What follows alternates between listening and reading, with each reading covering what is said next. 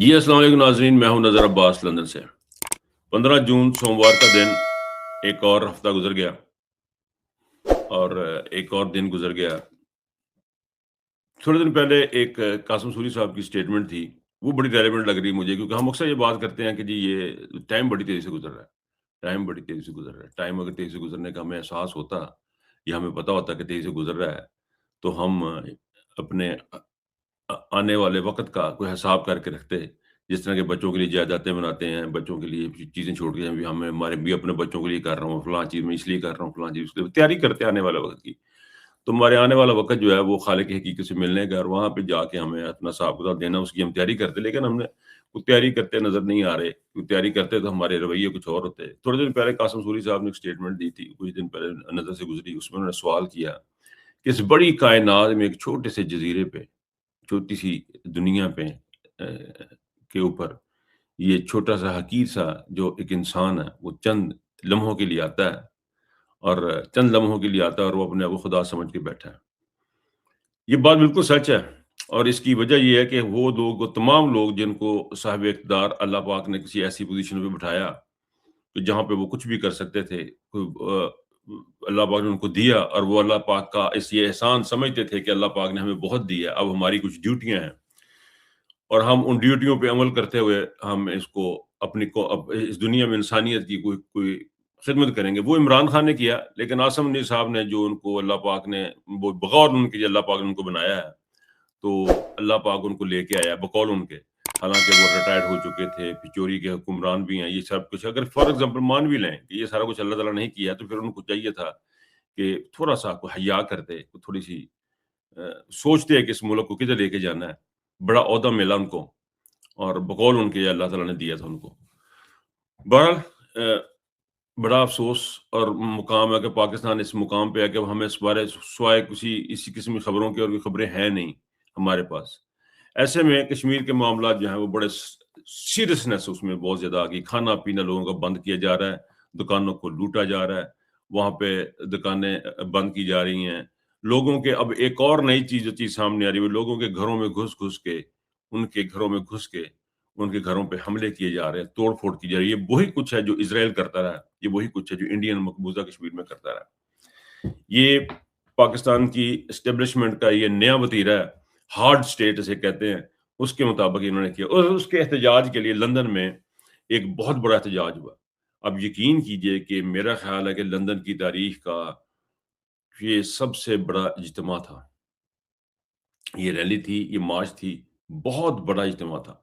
मेरे ख़्याल में इसमें कम से कम नहीं तो मैं, हालाँकि इसकी ये हुई थी कि पहले 13 की थी कि 13 पहले ये हफ़्ते की कॉल थी, फिर भी चूँकि वहाँ पे कुछ रॉयल्टीज़ का फ़ंक्शन था, कुछ और तकरीबात चल रही थी जो सरकारी तौर पे थी, तो इनको इजाज़त नहीं मिली, तो फिर इनको जो परमिशन थी वो संडे की मिली, और संडे को शॉर्ट नोटिस में ऐसे कह सकता हूँ, क्योंकि जो मैंने ट्वीट की थी उसके मुताबिक बहुत सारे लोग वहाँ पे पहुँचे भी थे।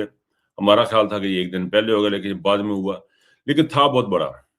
बड़ा इज्तिमा था। और कहने वाले कहते हैं कि ये इससे बड़ा भी था, लेकिन मैं इससे एक चीज़ समझा हूँ कि ये जो कश्मीरी सोसाइटी है, कश्मीरी सोसाइटी में अगर आप देखें तो इनके बहुत सारे झगड़े आपस में होते हैं। इनकी मसाजिद में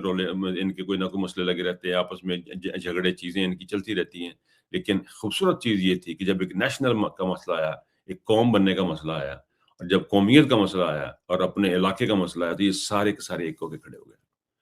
सारे के सारे इकट्ठे खड़े, और बहुत बड़ा इज्तिमा। इनको खराज तहसीन पेश करना चाहिए ओवरसीज़ पाकिस्तानियों को, ख़ास तौर पे कश्मीरी जो कम्युनिटी है, उन्होंने बहुत बड़ा इज्तिमा किया यहाँ पे। और पाकिस्तान एम्बेसी के सामने भी जो लोगों ने धरने दिए, वो भी काबिल सताइश हैं कि उन्होंने अपनी इतनी डिटर्मिनेशन के साथ किया। लेकिन वहाँ पे कुछ सूरत हाल ऐसी बनी कि उन्होंने वो वहाँ पे जो सिटिंग थी वो ख़त्म उन्होंने कर दी। वो टेक्निकल वजूहात हैं, वो इंतज़ामिया के साथ, लंदन की इंतज़ामिया के साथ कुछ टेक्निकल वजूहात की वजह पे उन्हें ख़त्म करना पड़ा, क्योंकि सिस्टमैटिकली यहाँ पे सारी चीज़ें हो रही होती हैं। लंदन के एहतजाज के ऊपर जो है अबसार आलम साहब हैं, सहाफ़ी अपने आप को बताते हैं ग़ालिबन, उन्होंने कुछ बातें की हैं जो मुझे बड़ी अजीबो-गरीब लगी हैं, और उनकी जो अक़ल है, वो काम नहीं कर रही। और ये मुझे बड़ा शिद्दत से एहसास हो रहा है कि पाकिस्तान में 2-4 बंदे ऐसे हैं, जिनमें से एक अबसार आलम भी हैं, और 1-2 बंदे और हैं, जिन्हें आम उर्फ़ आम में टाउट सहाफ़ी भी कहा जाता है। ان کو ٹراؤٹ صافی کہہ رہے ہیں تو زیادہ تو اچھا ہے میرا خیال ہے، ایک وہ تک سارے آ جاندے فٹ آ جاندے نے۔ انہوں نے کچھ باتیں کی جی کشمیریوں کو فنڈنگ ہو رہی ہے، لوگوں کو فنڈنگ ہو رہی ہے، مودی ان کو فنڈنگ کر رہا ہے اور امریکہ سے یا انڈیا سے ان کو فنڈنگ آ رہی ہے اور وہ اس فنڈنگ کے تحت وہاں پہ بیٹھ کے احتجاج کر رہے ہیں۔ لیکن مجھے بہت افسوس کا مقام ہے کہ ان کی بہت ہی ناقص قسم کی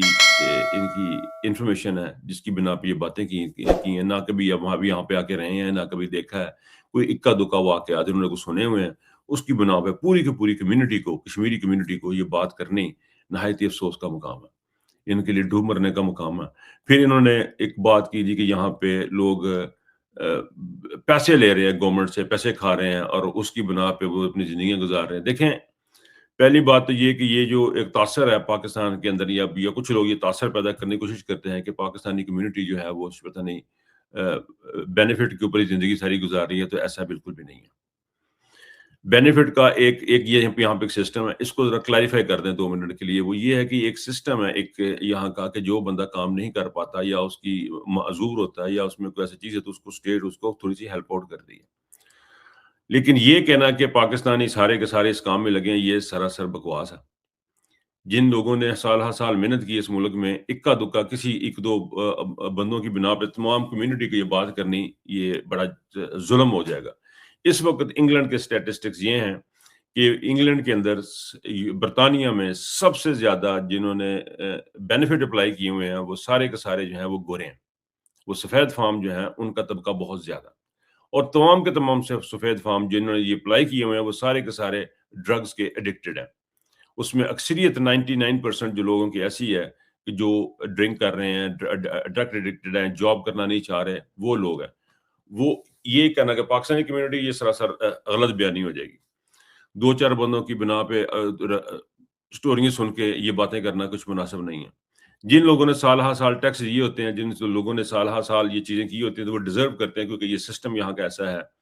کہ جنہوں نے اب فار ایگزامپل میں ہوں تو میں نے اگر اب 10 سال 15 سال کام کیا ہے تو اس کے 2 طریقے ہوں گے، ایک تو اسٹیٹ پینشن ہوگی، ایک تو میں نے اپنی پینشن کٹوائی ہوگی تو وہ اس میں سے مجھے ملے گی۔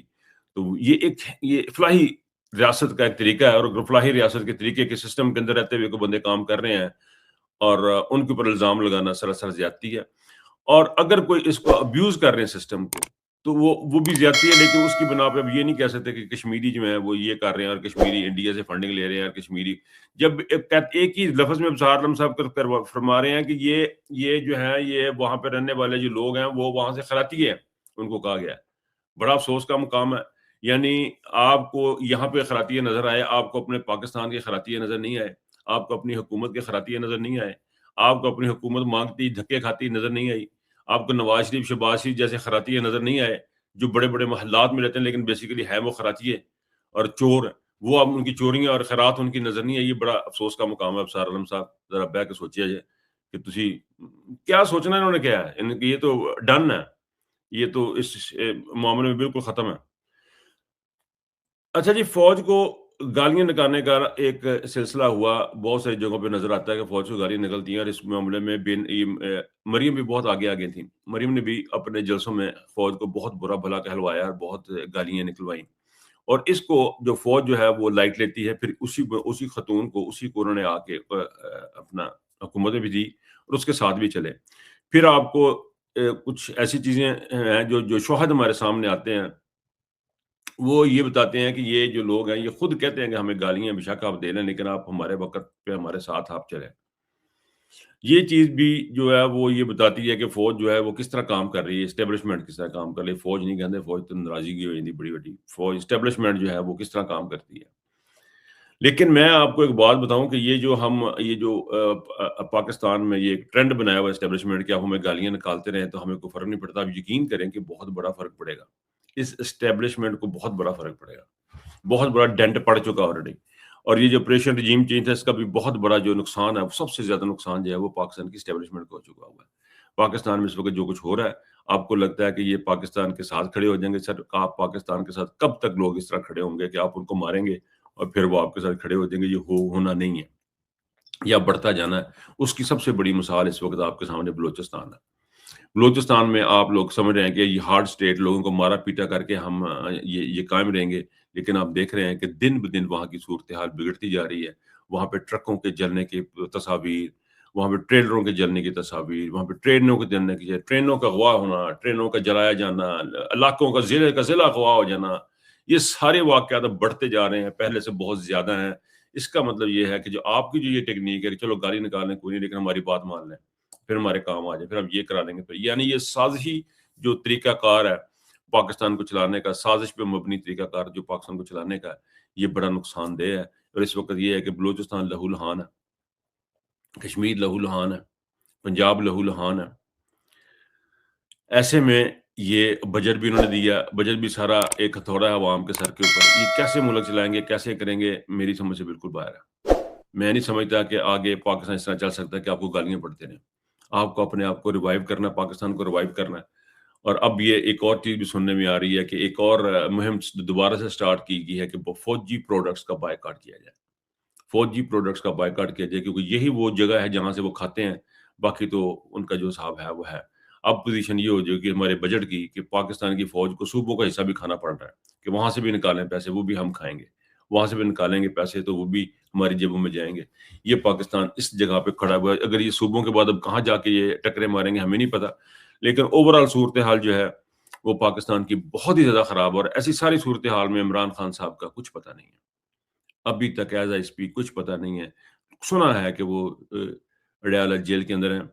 سنا ہے، کہنے والے کہتے ہیں کہ اڈیالہ جیل میں، یہ بھی کہا جاتا ہے کہ ابھی ان کو نکالا گیا تھا، یہ کیا گیا تھا، وہ، لیکن کوئی کسی کے پاس اتھینٹک خبر نہیں ہے کہ بشرا بی بی کے ساتھ کیا ہوا اور عمران خان کے ساتھ کیا ہوا، ان کے ساتھ کیا مظالم ڈھائے گئے، کسی کو ذرہ برابر بھی خبر نہیں ہے، رتی برابر کو پتہ نہیں ہے۔ یہ ملک اور یہ اسیسمنٹ ہو رہی ہے کہ عمران خان کا بالکل جب پتہ نہیں ہوگا اور اس کو ایلیمینیٹ کر دیا جائے گا تو قوم کیا کرے گی۔ دیکھیں، عمران خان کو زندگی اور موت اللہ کے ہاتھ میں ہے، لیکن بدقسمت ترین ہوگا وہ شخص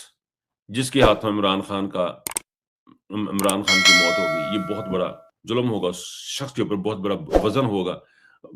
اس کے اوپر، اور یہ مجھے لگتا ہے وزن اٹھانے کے قابل آج سمجھنی بالکل بھی نہیں ہے۔ بلکہ پاکستان میں تو کوئی بھی شخصیت ایسی نہیں ہے کوئی اتنا بڑا ظلم جو ہے، اتنی بڑی زیادتی جو ہے وہ برداشت کر سکے، خاص طور پہ جب فاطمہ جناح کا قتل آپ کے سر پہ، لیاقت علی خان کا قتل آپ کے سر پہ، ذوالفقار علی بھٹو کا قتل فوج کے سر پہ، تو یہ فوج کیسے سروائیو کرے گی؟ مجھے یہ سروائیو کرتی بالکل بھی نظر نہیں آ رہی، اور یہ ملک سروائیو کرتا نظر نہیں آ رہا۔ پچھلے دنوں میں دو بڑے خوبصورت آرٹیکل آئے ہیں، ان کو ضرور پڑھیے گا، میں ریکمینڈ کروں گا۔ ایک شہزاد اکبر صاحب نے سفید ہاتھی، میری فوج سفید ہاتھی کا یہ ایک آرٹیکل ہے، ان کا ویلاگ ہے، وہ اس کو ضرور سنیے گا۔ اور دوسرا صابر شاکر اور عمران ریاض کا ایک ویلاگ ہے کہ یہ اپنوں کو ہیرو بناتے ہیں، اس کو ضرور سنیے گا۔ یہ لوگ جو ہیں، ان کا اگر آپ نے پتہ کرنا ہے کہ یہ وہ ان کا طریقہ کار، اور یہ جو طریقہ کار جو ہے، جو دونوں تینوں صاحبان نے اپنے پروگراموں میں جس کا ذکر کیا، بڑی ڈیٹیل کے ساتھ بتایا، اگر یہی طریقہ کار ان کا رہا تو پاکستان کو آپ ڈوبنے سے بالکل نہیں بچا پائیں گے۔ یہ ڈوبے گا اور ختم ہوگا، اور یہاں پہ ایک نئی ریاست بنے گی، بلکہ ریاستیں بنیں گی جو کہ اپنے اپنے حساب سے چلیں گی۔ کیسے چلیں گی ہمیں نہیں پتا، کیونکہ یہ زمین جو ہے ساری کی ساری خدا کی ہے، یہ اللہ تعالیٰ کی زمین ہے، لا الہ الا اللہ ہے۔ یہاں پہ ریاستیں بنتی رہی ہیں، ٹوٹتی رہی ہیں، لیکن یہاں پہ صرف اور صرف راج ہوگا حق کا اور سچ کا، اور وہی قائم رہے گا۔ اور وہ سچ یہ ہے کہ یہ ساری کائنات اللہ تعالیٰ کی ہے، اللہ تعالیٰ خود سچ ہے، اللہ تعالیٰ خود سچ ہے، اور یہ ساری کائنات، یہ ملک، یہ اوپر، یہ زمین، یہ آسمان، یہ کائنات، سب رب پاک کے ہیں۔ اور اگر ہم نے اللہ پاک کو ماننا شروع کر دیا، جو کہ ہم نہیں مانتے، اگر ہم نے ان کو ماننا شروع کر دیا تو پھر میرا نہیں خیال ہے پاکستان کو ترقی سے روک سکے کہ پاکستان کی ترقی کا صرف ایک ہی راستہ ہے کہ اللہ پہ ایمان لے آئیں۔ اللہ پہ ایمان لانے کا مطلب صرف اور صرف یہ ہے کہ آپ اللہ تعالیٰ کی کہی ہوئی باتوں پہ عمل کریں گے، اس کو لے کے چلیں گے، کیونکہ پاکستان کے آئین سے پہلے ایک اور بھی آئین ہے، اس کا آئین کا نام ہے قرآن، اس کانسٹیٹیوشن کا نام ہے قرآن، اس میں جھوٹ کی سزا بھی بتائی گئی ہے، اس میں ہر چیز کا بتایا گیا ہے، معاشرہ کس طرح چلتا ہے وہ بھی بتایا گیا ہے۔ وہ ساری چیزیں اگر ہم نے نہیں کی تو پھر ہمیں ٹوٹنے پھوٹنے اور ڈوبنے سے کوئی نہیں بچا سکے گا۔ اپنا خیال رکھیے گا، اللہ حافظ۔